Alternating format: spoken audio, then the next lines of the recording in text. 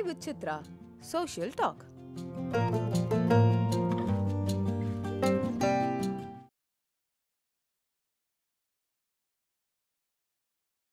வேலை விஷயமா நான் ட்ரை பண்ணேன். பிஎஸ்சி பாட்டனி நான் படிச்சிருக்கேன். அப்போ என் தாத்தா வந்து கொஞ்சம் அக்கம்பகுதியில் தெரியும் அவருக்கு. ஃபாரஸ்ட் காலேஜில் அவருக்கு ஒருத்தர் தெரியும், நல்ல போஸ்ட்டில் இருக்கவர் அவர். அங்கே வந்து ஹெர்பேரியம் கலெக்டருங்கன்னு ஒரு போஸ்ட்டு. அப்போ வேலைவாய்ப்பு நிறுவனத்திலேருந்து எனக்கு வந்து ஒரு இன்டர்வியூ கார்டு வந்தது. அதில் ஃபாரஸ்ட் காலேஜில் வந்து ஹெர்பேரியம் கலெக்டர், அதாவது இந்த பூக்கள், இந்த சின்ன செடி அதையெல்லாம் காய வச்சு அதை வந்து ஒரு இதில் ஒட்டு வைக்கணும். ரொம்ப ரேர் ஸ்பெசிமென்ஸ் அதையெல்லாம் வந்து ஃபாரஸ்ட்டில் வந்து அதுக்கு ஒரு டிபார்ட்மெண்ட் ஹெர்பேரியம் அப்படின்னு சொல்லுவாங்க. அதில் வந்து ஒரு பாட்டனி படித்த ஒரு ஒருத்தர் வேணும் அப்படிங்கிற ஒரு போஸ்ட்டு இருக்குது. என் தாத்தா கிட்டே நான் சொன்னேன், இந்த மாதிரி எனக்கு இன்டர்வியூ வந்திருக்கு, உங்களுக்கு தான் தெரியுமில்ல அவரை, நீங்கள் ஒரு வார்த்தை சொல்லுங்க. அவர் உடனே என்ன பண்ணார், என்னை கூப்பிட்டு போய் அவர்கிட்ட, அவர் பேர் ரமணா ஐயர், இந்த மாதிரி என் பேரனுக்கு ஒரு இன்டர்வியூ வந்திருக்கேங்க, நீங்கள் சொன்னீங்கன்னா ஒரு வார்த்தைக்கு. உடனே அவர் ஃபோன் எடுத்து பேசினார் ஒருத்தருக்கு. இந்த மாதிரி எனக்கு ஒரு தெரிஞ்ச ஒருத்தர் இருக்காங்க, பேர் ராஜகோபால், நாளைக்கு இன்டர்வியூ அவனுக்கு காலையில் 10:30 மணிக்கு, பார்த்துக்கோ, போஸ்டிங் போட்டு கொடுத்துரு, ரொம்ப ஏழப்பட்ட குடும்பம், மேலே வரணும் அப்படின்னு சொல்லி என் முன்னாடி பேசினார் அவர்.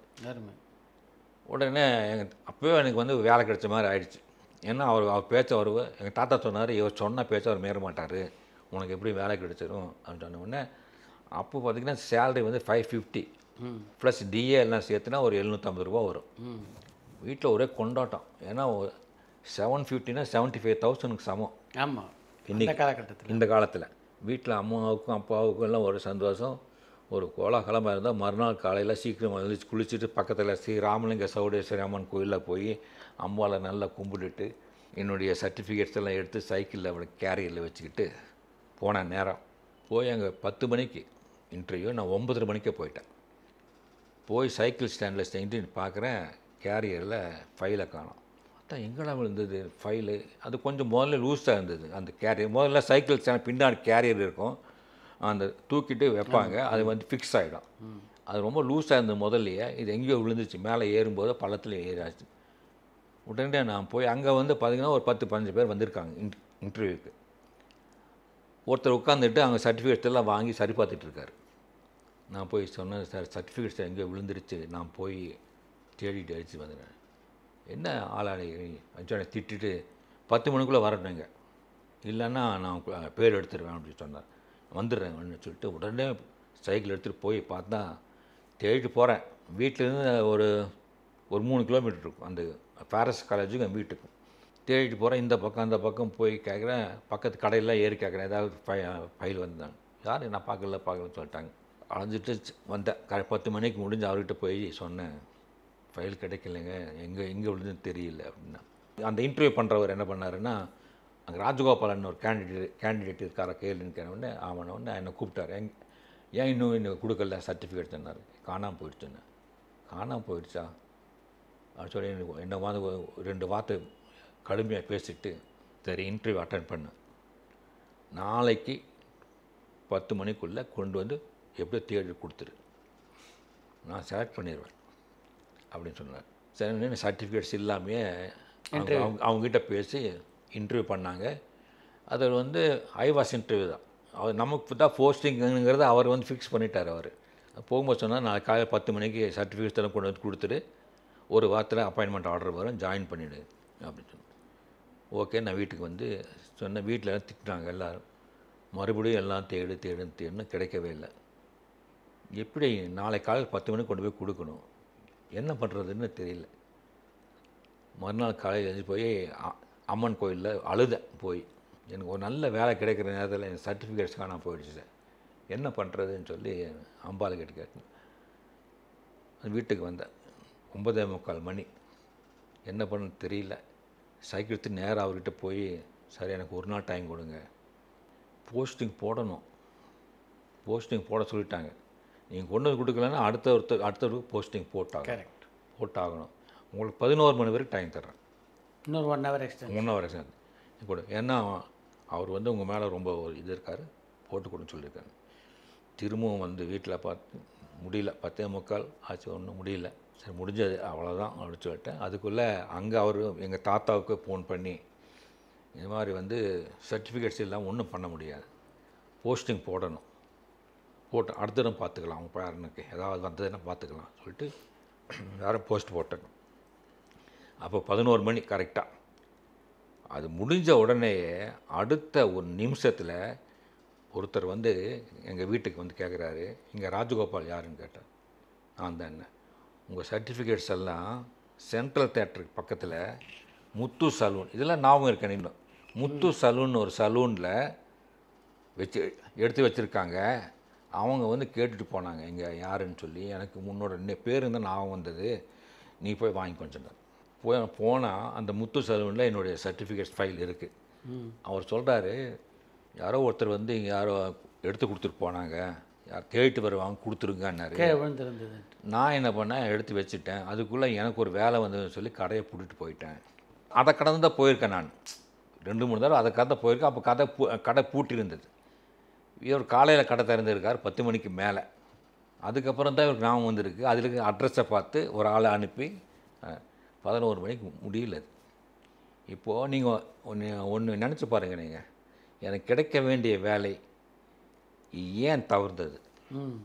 நீங்கள் ஏத்தாளர் ஆனோன்னு இருக்குது சார், அதை தான் விடுங்க, இதோ விட்டுருங்க. என் தாத்தா முதல்ல பயங்கரமாக திட்டினார். அதுக்கப்புறம் சரி ஏதோ ஒரு காரணத்துக்காக தான் உனக்கு அந்த வேலை கிடைக்கல, விட்டுரு அப்படின்னு சொல்லிட்டு, நான் படித்த தேவாங்க ஸ்கூலில் ஒரு டீச்சர் வந்து அவர் உடம்பு சரியில்லை ஒரு 6 மாதத்துக்கு. அந்த வேலைக்கு போகிறியான்னு கேட்டார் என்கிட்ட. எனக்கு டீச்சிங் ப்ரொஃபஷன் பிடிக்காதுன்னு நான் சொன்னேன். அது இப்படிலாம் சொல்லாத, நீ போய் சேர்ந்துரு, 240 ரூபா சம்பளம். அப்போ பவுன் எவ்வளோன்னு பார்த்தீங்கன்னா உங்களுக்கு 100 ரூபா, பவுன் 100 ரூபா. எங்கள் அம்மா சொன்னாங்க 2.5 பவுன் வாங்கலாம்டா. ஆமாம், நீ போய் வேலையில் சேருன்னு சொன்னாங்க. அன்ட்ரெயின் டீச்சர், அதாவது பிடி இல்லாமல், பேச்சுலர் ஆஃப் டீச்சிங்குமாங்க இல்லாமல் அன்ட்ரெயின் டீச்சராக போனேன். நான் படித்த பள்ளிக்கூடம் அப்போ எனக்கு வந்து 21 வயசு. நான் போய் சேர்றேன், 1968 போய் சேர்றேன். எனக்கு பாடம் சொல்லிக் கொடுத்த டீச்சர்ஸ் இருக்காங்க. அவங்களோட நீங்களும் டீச்சர்? முருகண்ண வாத்தியார், நஞ்சப்பண்ணன் வாத்தியார், ஐயாமுத்து வாத்தியார், எல்லாம் பேரெல்லாம் ஞாபகம் இருக்குது. ராமசாமி வாத்தியார், சத்யநாதன், நரசிம்மன், இவங்கெல்லாம் என்னுடைய சயின்ஸ் டீச்சர், கணக்கு டீச்சர், இங்கிலீஷ் டீச்சர் எல்லாம். போன உடனே அவங்க, என்ன ராஜகோபால் எப்படி கூப்பிடுறது, ஒன்று வாங்க போடணும்னு கூப்பிடலாமா இல்லை வாடா போடான்னு கூப்பிட்றதா? இப்போ தான் வெளியே போனேன், நீ வந்து இப்போ இங்கேயே வந்துட்டேன், எதுக்கு இந்த வாத்தியார் வேலை, வேறு வேலையை பார்த்துட்டு போ. சார் வீட்டில் சொன்னாங்க வந்து 6 மாதம் பாரு, அதுக்கப்புறம் வேறு வேறு போயிரு, இதெல்லாம் இந்த வேலையெல்லாம் வேண்டாம் அப்படின்னாரு. அப்போ நான் சொன்னேன், ஏன் சார் நீங்களாக இருக்கீங்களான்னு கேட்டேன் அவங்ககிட்ட. நான் ஏதோ தெரியாதனமாக இருக்கோம், நீ எல்லாம் நல்லா வரணுங்கிறத நாங்கள் நல்லா படித்து கொடுத்தோன்னு சொல்லி அவங்க சொன்னாங்க. ஆனால் எனக்கு வந்து அந்த அந்த டீச்சிங் பிடிச்சிருச்சு. அது என்ன காரணம்னா, நான் படித்ததை வந்து இன்னொருத்தர் சொல்லிக் கொடுக்குறதுல ஒரு சந்தோஷம் வருது. அந்த பிளாக் பேர்டில் போய் அந்த சாக் பீஸ் வச்சுட்டு எழுதி ஃபோட்டோசிந்தசிஸ் அப்படின்னு போட்டு இந்த ஒளிச்சேர்க்கை பற்றி அதை பற்றியெல்லாம் அவனுக்கு புரிய வைக்கிறதுக்காக நான் எடுத்துக்கிட்ட அந்த மெனக்கடல்கள் அதெல்லாம் வந்து எனக்கு ரொம்ப மனசுக்குள்ளே பிடிச்சதுனால அதை லவ் பண்ணேன். அந்த டீச்சிங் ஜாப்பை 6 மாதம் கழித்து அன்ட்ரெயின் டீச்சராக இருந்ததுனால உங்களை டெர்மினேட் பண்ணுறோம் அப்படின்னு சொல்லி டெர்மினேட் பண்ணிவிட்டு அந்த ஹெச்எம் கூப்பிட்டு சொன்னார், நீங்கள் பிடி போங்க, 1 வருஷம் கோர்ஸு பெருநாயக்கம்பாளையத்தில் ராமகிருஷ்ணா வித்யாலயத்தில் போய் படிங்க, படிச்சுட்டு வாங்க, நம்ம ஸ்கூல்லையே வேலை பார்க்கலாம் அப்படின்னாரு. வீட்லேயும் அம்மா சொன்னாங்க, நமக்கு இந்த 240 அந்த சேலரி வந்தால் நம்ம குடும்பத்துக்கு நல்லா இருக்கும், வேறு வேலைக்கு போகாது, நீ டீச்சிங் ப்ரொஃபஷனே பாரு அப்படின்ட்டு. நானும் போய் அந்த டீச்சிங் ப்ரொஃபஷனில் சீட்டு கிடையாது பெரிய விஷயம், 101 பேர் தான் எடுப்பாங்க. நான் போய் முண்டி பார்த்தா முடியல, ஒருத்தர்கிட்ட போய் சிபாரிசு பண்ணி பார்த்தா அதுவும் முடியல. அப்புறம் நேரடியாக பிரின்சிபாலை போய் பார்த்து, சார் எனக்கு இந்த வேலை எப்படியோ அது வேணும்னு சொல்லி டெய்லி காலையில் போவேன். ஒரு 9 மணிக்கு போய் அவருடைய அறைக்கு முன்னாடி பெஞ்சில் உட்காந்தானா சாயந்தரம் தான் எழுந்திரிச்சு வருவேன். அவர் போகும்போது வரும்போதெல்லாம் பார்ப்பார், ராஜகோபால் சீட் இல்லை, ஃபுல்லு, நீங்கள் வேற எங்கேயாவது பாருங்கள் அப்படிம்பாரு. இல்லை சார், எனக்கு இங்கே தான் சீட்டு வேணும், நீங்கள் எப்படியாவது ஒரு சீட்டு கொடுங்க சார் அப்படின்னு சொன்னேன். வீட்டையும் விட்டுறா, ஏன்டா போய் இந்த போய் உட்கார்றான்னு சொன்னாங்க. நான் விடாமல் போய் உட்காந்து ஒரு நாள் அவர் வந்து, நீ பணத்தை கட்டிடுங்க ராஜகோபால் அப்படின்னு சொல்லிட்டார். 101 பேர் தான் எடுப்பாங்க, 102வது ஆளாக போட்டாங்க. போட்டு அதில் பிடியில் படித்து டிகிரி வாங்கினேன். டிகிரி வாங்கணும். எனக்கு முதல் போஸ்டிங்கு பவானி சாகரில் கவர்மெண்ட் பேசிக் ட்ரைனிங் ஸ்கூல். அது ஏவிங் ஸ்கூல். அது அப்போ வந்து உங்களுக்கு ஏவிங் பிவிங் அண்ட் 2 இருந்தது. இந்த ஏவிங் ஸ்கூலில் போட்டால் சேலரி ஜாஸ்தி, 550 ப்ளஸ் டிஏ எல்லாம் சேர்த்து நான் ஒரு அந்த ஸ்கூலில் போட்டாங்க. போட்டோன்னு வீட்டில் ஒரே சந்தோஷம். எதிர்பார்த்ததை விட டபுள் ஆகிடுச்சு. ஆமாம், டபுள் ஆகிடுச்சு. அதான் உடனே அங்கே போனால், அங்கே எப்படின்னா செகண்டரி கிரேட் படிக்கிறவங்களுக்கு நான் சொல்லிக் கொடுக்கணும். அதாவது 1ஆம் கிளாஸ்லேருந்து 8ஆம் கிளாஸ் வரைக்கும் கிளாஸ் எடுக்கிறாங்கல்ல டீச்சர்ஸு, அவங்களுக்கு நான் பாட்டு அங்கே போய் பார்த்தா இன்னொரு வயசில் இருக்காங்க எல்லாம் ஸ்டூடெண்ட்ஸு. நான் தான் சின்ன பார்த்தா இன்னொரு வயசில் எல்லாம் உட்காந்துருக்காங்க. எல்லாத்துக்கும் சில பேருக்கு மேரேஜ் ஆகிருக்கு. இருந்தாலும் பரவாயில்லன்னு அவங்க கூட வந்து பண்ணி ஒரு 6 மாதம் இங்கே இருந்தேன். முடிஞ்ச உடனே அங்கேருந்து ட்ரான்ஸ்ஃபர் பண்ணாங்க. பவானி சாகரிலிருந்து பண்ருட்டிக்கு பக்கத்தில் பாலூர்னு ஒரு ஊர், ஒரு கிராமம். இந்த கிராமத்துக்கு உங்களை எடுத்து போடுறோம் சொல்லிட்டு ட்ரான்ஸ்ஃபர் ஆர்டர் வந்தது. உடனே வீட்டில் வந்து சொன்னேன். அப்பா சொன்னார், எங்கேருந்து என்ன நீ கிளம்புன்ட்டார். அம்மா தான் கொஞ்சம் நீ எப்படா முதலியாக போகிறேன்னு சொல்லி அழுதாங்க. அதெல்லாம் ஒன்றும் பிரச்சனை இல்லாமல் வந்துடுவேன்னு. அப்போல்லாம் வந்து இவ்வளோ ட்ரெயின் வசதி பஸ் எல்லாம் கிடையாது. பாலூர் எங்கே இருக்குன்னு கேட்குறதுக்கு ஒரு லாரி டிரான்ஸ்போர்ட் ஆஃபீஸில் போய் கேட்டேன், இந்த பாலூர் எங்கே இருக்குங்கன்னு கேட்டேன். அவங்களுக்கு தெரியுமல்லவா. அவங்க சொன்னாங்க, பண்ருட்டிக்கு பக்கத்தில் நெல்லிக்குப்பத்துக்கு பக்கத்தில் 12 கிலோமீட்டர் தள்ளி ஒரு ஊர் இருக்குது, ரொம்ப மோசமான குக்கிராமம் அப்படின்னாங்க. நமக்கு எதுவாக இருந்தால் என்ன, நான் போகிறேன்னு சொல்லி கிளம்பினேன். இங்கிருந்து 3 பஸ் மாற்றிருப்பேன். மாற்றி காலையில் முதல் நாள் ராத்திரி புறப்பட்டவன் மறுநாள் காலையில் போய் அரக்கோணத்தில் இறங்கி, அரக்கோணத்துலேருந்து விழுப்புரம் போய், விழுப்புரத்தில் போய் பண்ருட்டி போய் மாறி எல்லாம் மாற்றி விட்டாங்க. அப்போ தெரியாதல்லவா அந்த வயசில். போய் பாலூரில் போய் இறங்கும்போது சாயந்தரம் 7 மணி. அப்போ ஒரு நாள் ஆயிடுச்சு. 7 சூட் கேஸ் வச்சுட்டு போன உடனே அங்கே ஒரு டீ கடையில் போய் கேட்டேன், அங்கே ஸ்கூல் எங்கே இருக்குங்க, புதுசாக வாத்தியாரா அப்படி கேட்டாங்க. ஆமான்னு. மேலே போனீங்கன்னா ஒரு சந்தில் முதல் வீடு ஹெச்எம் இருப்பார், அவர்கிட்ட போங்க அவர் போனேன். அவர்கிட்ட அங்கே போனால் ஒரு சந்துக்குள்ளே ஒரு வீடு இருந்தது. ஒரு பெரியவர் உட்காந்து பேப்பர் படிச்சுட்டு இருந்தார். அப்போது வந்து இருட்டு, சின்ன அந்த குண்டு பல்பு தான் அங்கங்கே மினுக்கு பண்ணி எரிஞ்சிட்டு இருந்தது. அங்கே போனேன். யாருன்னு கேட்டார். சார், என் பேர் ராஜகோபால், கோயம்புத்தூர்லேருந்து வர்றேன், புதுசாக அப்பாயின்மெண்ட். ஓ, அந்த ராஜகோபாலா, உள்ளே வாங்க. ஒன்று சரி பார்த்தாரு. வாங்கி பார்த்துட்டு, நாளைக்கு ஜாயின் பண்ணுறீங்களா? ஆமாம். ஒரு விஷயம் கேட்குறேன், தப்பாக நினச்சிக்காதீங்க. என்ன, உங்கள் கல்யாணம் ஆகிடுச்சா? இல்லை. என்ன, இந்த இடம் எப்படிப்பட்டதும் உங்களுக்கு சொல்கிறேன். இந்த பாலூருங்கிறது ஒரு குக்கிராமம். இங்கே சாப்பாடு கூட கிடைக்காது, டீ கடை இருக்குது, அவ்வளோதான். இங்கேருந்து நெல்லிக்குப்பம் ஒரு 12 கிலோமீட்டர் இருக்குது. அங்கே தான் போய் தங்கிக்கணும். அங்கேருந்து இங்கே இருக்க டீச்சர்ஸ் எல்லாம் அப்படி தான் போகிறாங்க வர்றாங்க. இது ஒரு பெரிய ஒரு மைனஸ் பாயிண்ட். 2வது பாயிண்ட்டு, இந்த ஊரில் வந்து கியூலெக்ஸ் அப்படிங்கிற ஒரு கொசு இருக்குது, ஏகப்பட்ட கொசு. அது கடித்தா எலிஃபென்டியாசிஸ் அப்படிங்கிற யானைக்கால் வியாதி வரும். இங்கே வந்து ஊரில் நீங்கள் நாளைக்கு காலையில் பார்த்தீங்கன்னா ஒரு 10 பேரில் ஒருத்தருக்கு இருக்கும் யானைக்கால் வியாதி. அது வந்தால் க்யூரபிள் கிடையாது. அப்புறம் வந்து நல்ல சாப்பாடு போகணும்னா அங்கே தான் போகணும். இதெல்லாம் பார்த்துக்கோ. எனக்கு என்ன ஒருன்னா, போஸ்டிங்ஸ் நிறைய இருக்குது, உன்னதுக்கு இங்கே போட்டாங்க, இது பனிஷ்மெண்ட் ஏரியா அப்படின்னாரு. அப்படிங்களா? அப்படி இருந்து பார்க்குறேன்னு. இல்லை, நீங்கள் ஊருக்கு போங்க. ஊருக்கு போய் சீஃப் எஜுகேஷனல் ஆஃபீஸர், அப்போ விசாலாட்சி அம்மாள் ஒருத்தர் தான் இருப்பாங்க. அந்த அம்மா ரொம்ப நல்லவங்க. அவங்ககிட்ட போய் போஸ்டிங் வந்து வேறு இடத்துல கேளுங்க, கேட்டு வேற எங்கேயாவது போயிடுங்க, ஏன்னா என் பையன் மாதிரி இருக்கேன், அதனால் சொல்கிறேன் அப்படின்னாரு. உடனே நான் வீட்டுக்கு அங்கேருந்து பார்த்தா ட்ரங்க் கால் போடணும். அப்போ ட்ரங்க் கால் எப்படின்னா, போஸ்ட் ஆஃபீஸுக்கு போய் வெயிட் பண்ணி அங்கேருந்து புக் பண்ணி பக்கத்து வீட்டில் கூப்பிட்டு பேசணும். வீட்டில் கூப்பிட்டு அம்மா அழகாக ஆரம்பிச்சிட்டாங்க. இந்த எலிஃபென்டியாசிஸ் கொஸ்கூலஸ் அப்படின்னு சொன்ன உடனே அம்மா ஆட ஆரம்பிச்சிட்டாங்க. வேலைக்கே போவானா வீட்டுக்கு வந்துட்டு வர்றான், முதல்ல கிளம்பி வாடான்ட்டாங்க. அப்பா மட்டும் பொறு, நிதானமாக யோசனை பண்ணிவிட்டு வா, முதல்ல ஜாயின் பண்ணு, அதுக்கப்புறம் யோசனை. அம்மா வந்துட்டு நீட்டாக பணம் வேலைன்னு பார்த்துட்டு இருக்கீங்க, முதல்ல அவன் வர சொல்லுங்க, அவன் திரும்பி நம்ம பையனை கூட அங்கே போகிறது அவனு சொல்லி அம்மா வந்து அம்மாக்களே இப்போ அப்படி தானே, அம்மாக்கள் வந்து பணம் பெருசு கிடையாது, நம்ம கூட இருக்கணும். அதுதான்.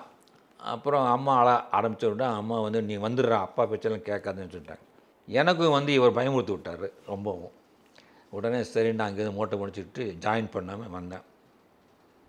வந்த உடனே அம்மா வந்துட்டு வந்து போதுண்டா, நான் இருக்கிறத சாப்பிட்டுட்டு நம்ம இருந்தால் போதும், நீ எங்கேயும் இப்போ சம்பாதிக்க வேண்டாம், வேலை கிடைக்கும்போது கிடைக்கட்டும், நாளைக்கு போய் அந்த அம்மா இப்போ பாருன்னு சொன்னேன். சரி நான் போனேன் விசாரித்து அம்மா இருந்தாங்க.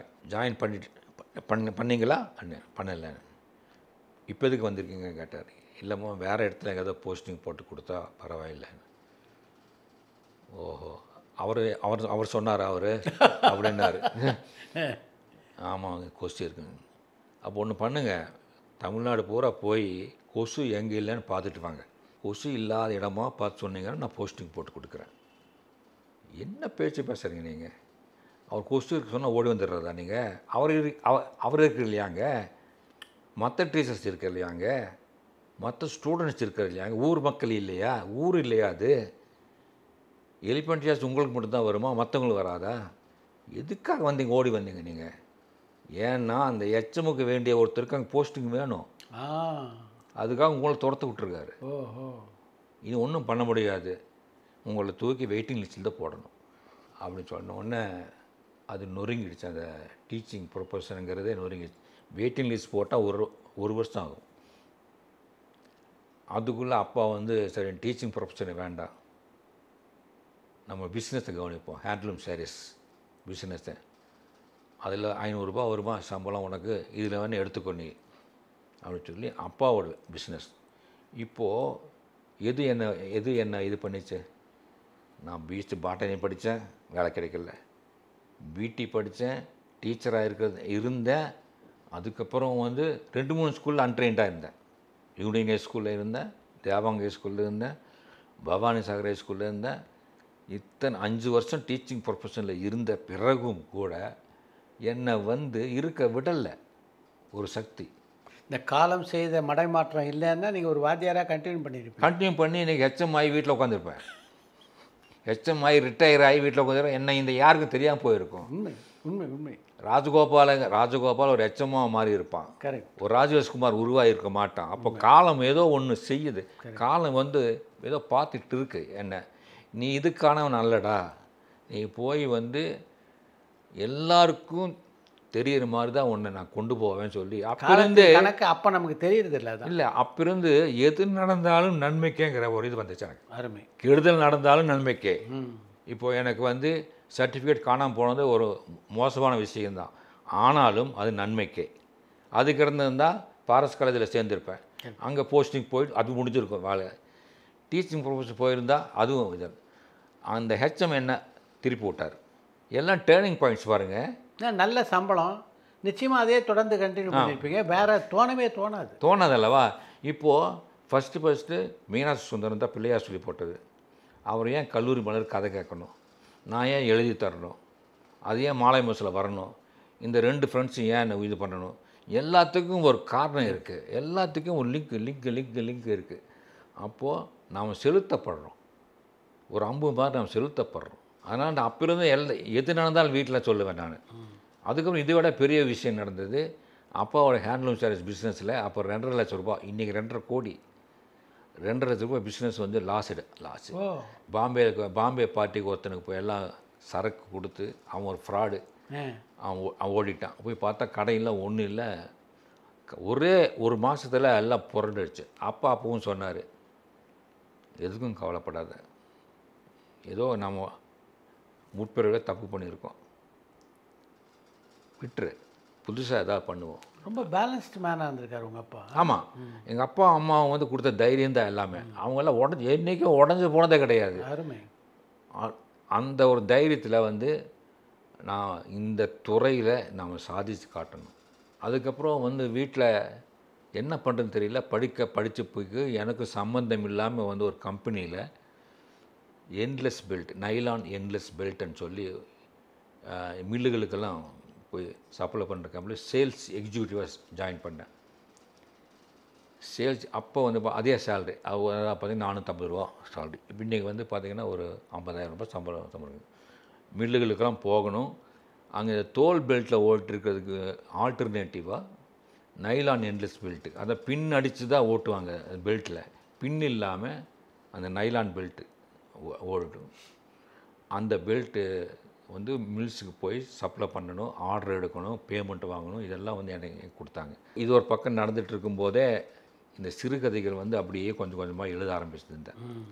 ஏன்னா இந்த வருமானம் பத்தாது நமக்குன்னு சொல்லி. அதுக்குள்ளே எனக்கு கல்யாணம் ஆகிருந்தது. 2 பசங்க வேறு இருந்தாங்க. மனைவிக்கு சேலை எடுத்து கொடுக்கணும், பசங்களுக்கு ட்ரெஸ் எடுக்கணும், தீபாவளிக்கு இதெல்லாம். அதனால் கொஞ்சம் கொஞ்சமாக கதை. அப்போ வந்து 1970 கொஞ்சம் ஷார்ட் ஸ்டோரியெல்லாம் எழுதி சாவி சார் தினமணி கதிரில் இருந்தார். ஒரு பத்திரிக்கை ஆரம்பித்தார், கொடுத்தாரு. பத்திரிகை ஆசிரியர்களில் யாரோடெல்லாம் பழகக்கூடிய வாய்ப்பு உங்களுக்கு கிடைச்சது? அதாவது நீங்கள் நம்ப மாட்டீங்க, இந்த எழுத்துத்துறையில் இன்றைக்கு நீங்கள் மிகப்பெரிய சாதனையை செய்திருப்பதற்கு யார் யாரெல்லாம் காரணம்? குமுதத்தில் அட்டப்படைச்சிருக்கு வந்த உடனே, அது 1980ஆம் வருஷம் வந்த உடனே ராக்கி ரங்கராஜன் வந்து எனக்கு ஒரு லெட்டர் எழுதுறாரு.